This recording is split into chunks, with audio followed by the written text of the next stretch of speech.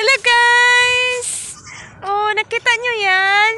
Pupunta kami niyan sa Isla Romantica.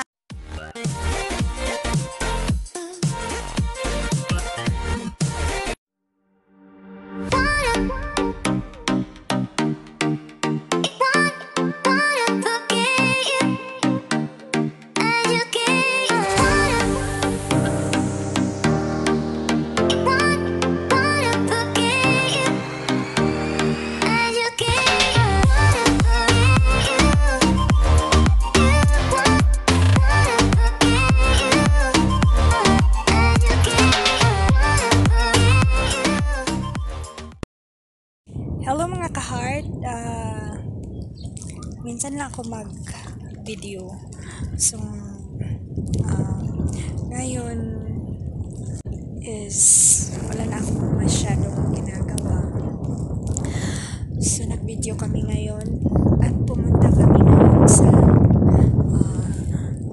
isang island na dito sa Cordoba kung saan pwede rin tayong kuha ng mga fish at makapagkinhas.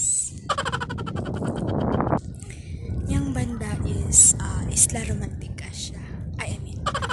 Solea. So, Solea yung high-end na resort. So, ito na siya ang Isla Romantica. Hindi pa siya pinapapuntahan ng mga locals. Kino-close pa muna siya sa government kasi nang dahil sa COVID-19.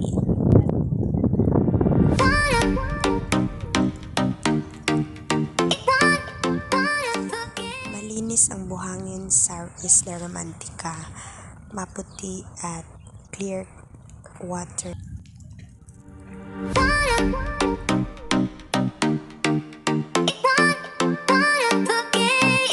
Itong mangrove area nila is maraming hole kasi yung mga locals ay kumukuha sila ng mga crab at shell dito.